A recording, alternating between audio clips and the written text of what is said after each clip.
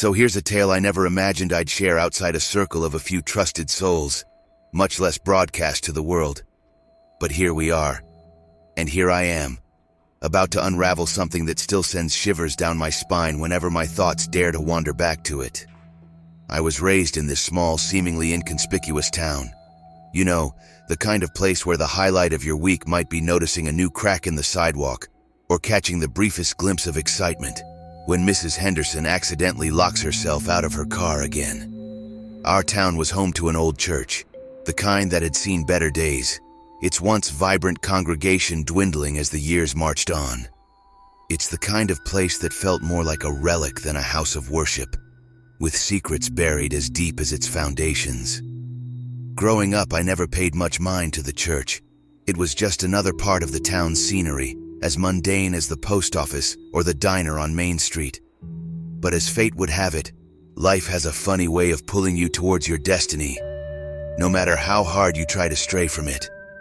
Eventually, I found my calling, or perhaps it found me, leading me down a path that would forever change how I saw the world. Becoming a priest wasn't exactly what I had envisioned for my future.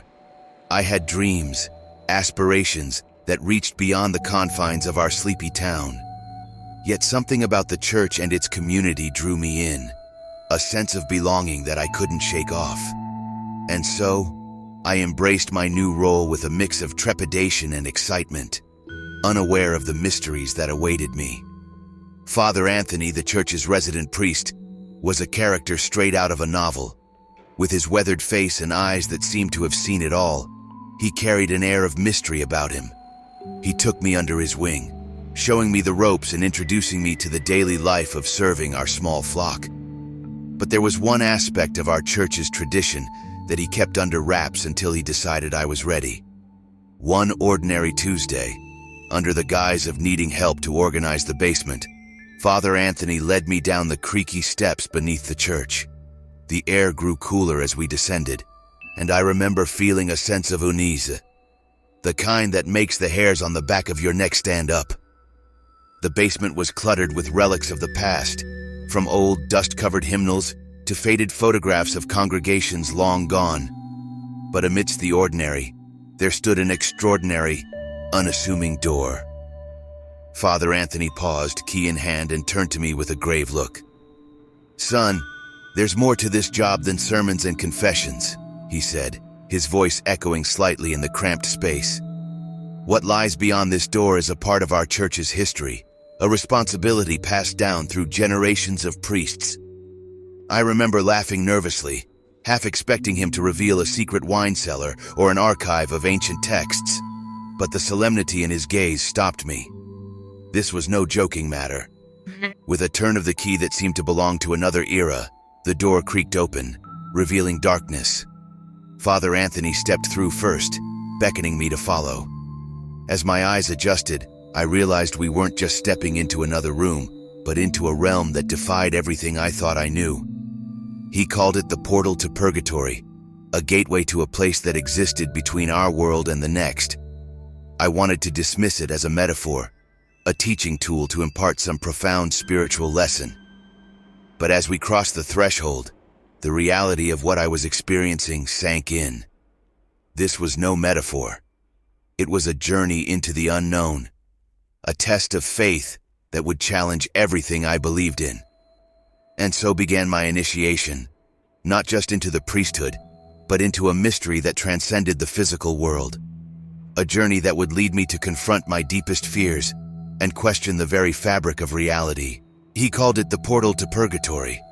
And as we stood on the threshold, the air humming with an energy I couldn't explain, I felt every ounce of skepticism in me start to waver.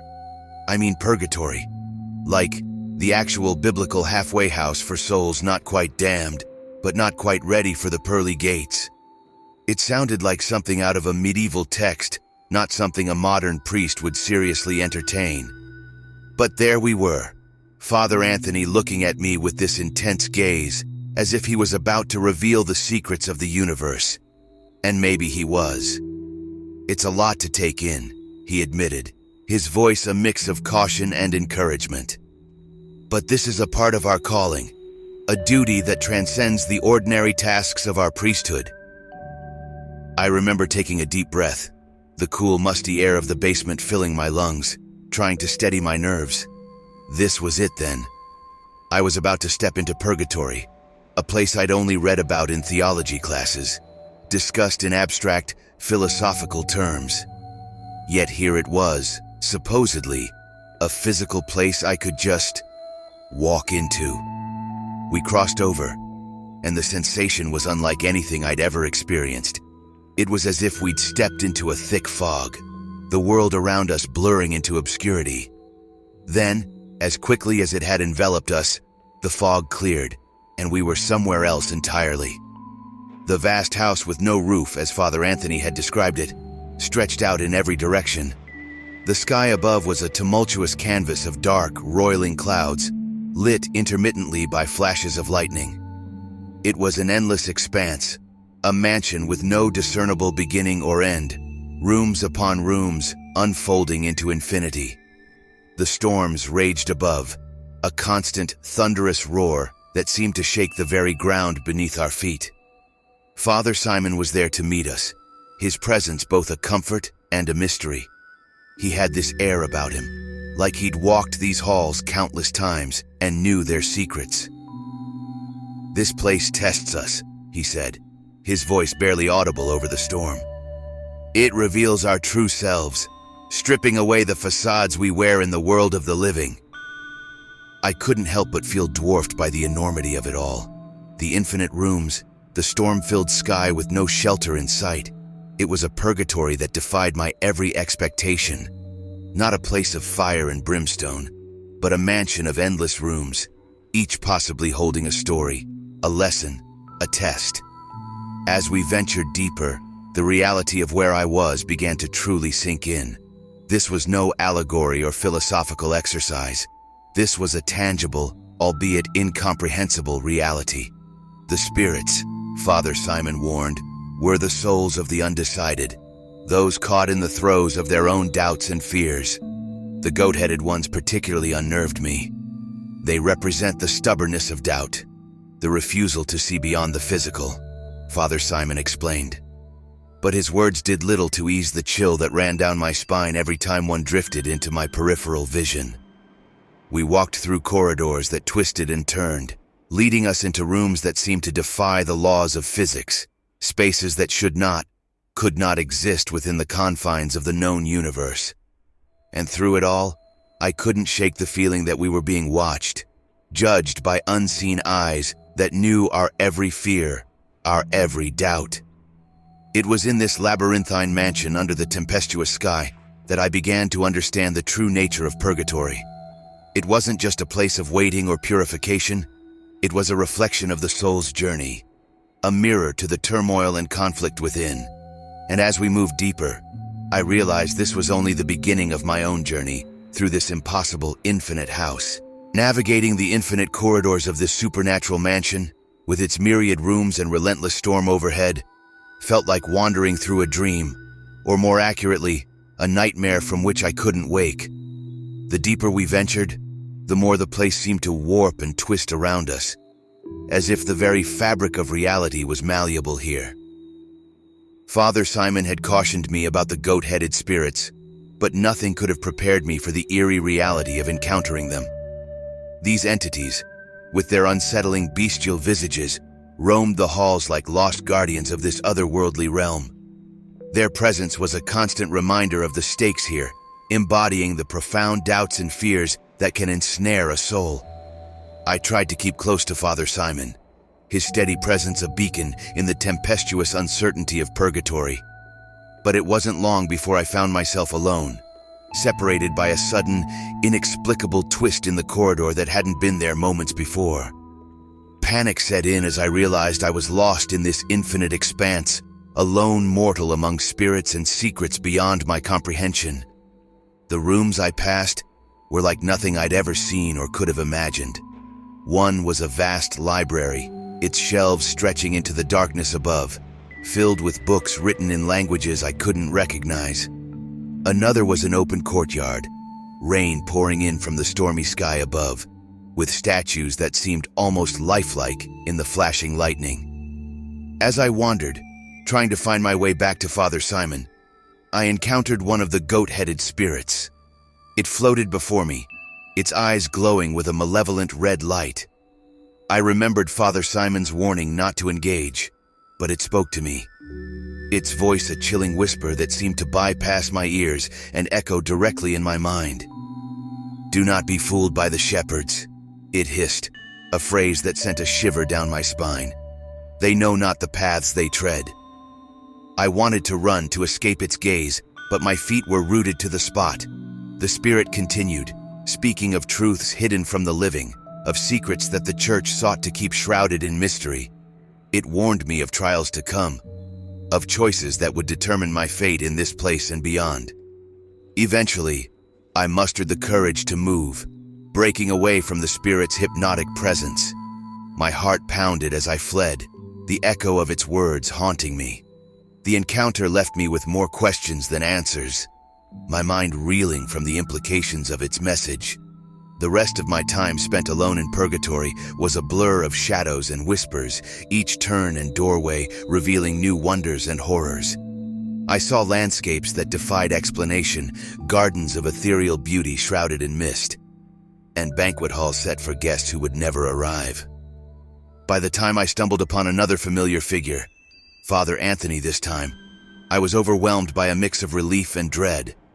The questions that plagued me were now a tangled knot of doubt and curiosity, the answers to which I feared would unravel the very essence of my faith. My journey through the infinite house of Purgatory was a trial by fire, a confrontation with the unknown that left an indelible mark on my soul. It was a reminder of the vastness of the universe and the mysteries that lie just beyond the veil of our understanding. Emerging from the labyrinth of Purgatory's infinite house, finding Father Anthony waiting felt like returning from a different dimension. The transition back to the somber, dusty basement of our church was jarring. Father Anthony's expectant gaze bore into me, searching for any sign of what I had experienced beyond the portal. "Well," he prompted, his voice echoing slightly in the silent, confined space of the basement. I found myself at a loss for words. I don't know," I managed to say, my voice barely above a whisper. The truth was, I felt more lost than ever.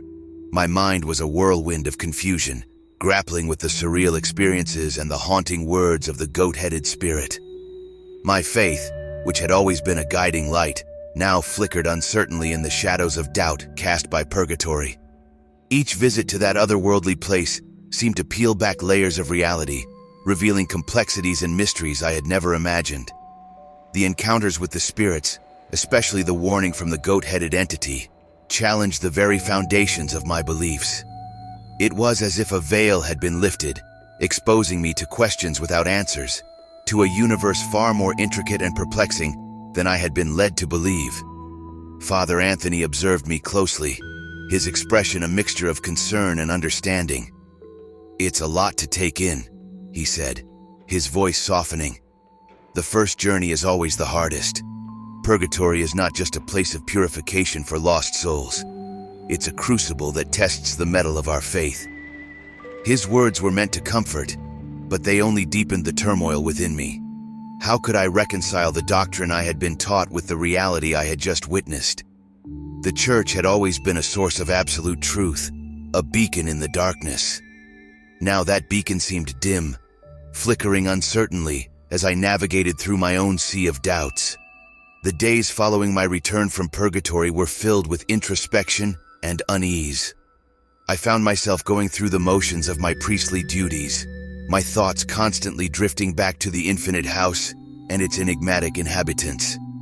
The certainty and confidence with which I had once spoken of faith and salvation now seemed naive, almost childlike. My interactions with the other priests, especially Father Simon, were tinged with a newfound wariness. I couldn't shake the feeling that there was more they weren't telling me, secrets about Purgatory and our role as its shepherds that remained hidden. Father Julian in particular became a source of fascination and suspicion. His demeanor had always been somewhat aloof, but now I noticed fleeting moments when his eyes seemed to flicker with an unsettling red glint. reminiscent of the spirits I had encountered. The fear that I might be losing my grip on reality, that I was sliding into a chasm of doubt from which there was no return, was palpable. Yet, a part of me yearned to understand, to unravel the mysteries that Purgatory had laid bare. Was this a test of my faith, as Father Anthony suggested, or was it something more? A call to question, to seek out truths far deeper than the doctrines and dogmas I had been taught. In this crisis of faith, I found myself standing at a crossroads, caught between the desire to believe and the urge to question. The journey through Purgatory had opened a door within my soul, one that led to a path shrouded in uncertainty and shadowed by the unknown. It was a path I was hesitant to tread, yet compelled to explore, driven by a need to find answers to the questions that now haunted my every waking moment. Standing at the precipice of what felt like a vast, unknowable abyss, my decision to wait, to observe and gather more information before venturing back into Purgatory, was as much about self-preservation as it was about seeking clarity. The experiences within the storm-filled infinite house had fundamentally altered my perception of the world, of the divine, and of my place within the cosmic tapestry. Father Julian's occasional flashes of red in his eyes, which I had observed since my return, unsettled me deeply. They were too reminiscent of the entities I had encountered in Purgatory, suggesting a connection that I couldn't quite comprehend. The notion that one of our own might be ensnared in a struggle akin to those lost souls was both terrifying and profoundly sad. This period of observation and introspection wasn't passive. I plunged into ancient texts and obscure theological writings, searching for any scrap of insight that might shed light on my experiences. The church's library became my sanctuary, a place of quiet contemplation amid the storm of confusion that raged within me. I sought out conversations with Father Anthony and Father Simon, listening closely for any hint, any inadvertent clue that might help me piece together the puzzle. Yet the more I learned, the more questions I had. It seemed that every answer unearthed two more mysteries, each more complex and bewildering than the last. The history of our church, the very nature of Purgatory, and our role as intermediaries between the physical and the spiritual realms were topics shrouded in ambiguity and contradiction. In my quieter moments, when the weight of these existential quandaries threatened to overwhelm me, I found solace in the simple acts of my daily duties, offering comfort to those in need, guiding my congregation through their spiritual journeys, and finding moments of grace in the rituals and ceremonies of our faith provided a counterbalance to the turmoil that lurked just beneath the surface. As time passed, my resolve to wait began to feel more like a strategic retreat. The decision to step back, to observe and learn, was not an act of cowardice, but one of caution. The insights gained during this period of relative inaction were invaluable, painting a picture of a spiritual battlefield far more complex and fraught with peril than I had ever imagined. My encounters in Purgatory had laid bare the stark reality that the path to understanding was fraught with danger, both to my physical self and to my spiritual well-being. The risk of becoming lost, of succumbing to the same fate as the goat-headed spirits, or potentially even Father Julian, loomed large in my mind. And so I waited, armed with a growing body of knowledge and a deepening sense of purpose. The challenges ahead were daunting, but I was no longer the naive priest who had first stepped through the portal to Purgatory. I was a seeker of truth, braced for the trials to come, determined to navigate the complexities of faith and doubt with eyes wide open. This period of waiting was not an end but a beginning, a preparation for the next phase of my journey. The path forward was uncertain, shadowed by the complexities of the spiritual realm, but I was committed to walking it, armed with faith, fortified by knowledge, and guided by a resolve to uncover the deeper truths that lay hidden beneath the surface. And to those listening, who find themselves at the crossroads of doubt and belief, remember that the journey of faith is not a sprint, but a marathon. It is a path fraught with challenges and revelations, requiring patience, resilience, and an open heart. We may not have all the answers, but in seeking them, we grow stronger, wiser, and more connected to the divine mystery that binds us all. So, let us walk this path together, sharing our stories, our doubts, and our discoveries. In the tapestry of faith, each thread is vital, each story a beacon in the darkness. Together, we can illuminate the way forward, navigating the complexities of belief with courage, compassion, and a shared sense of purpose.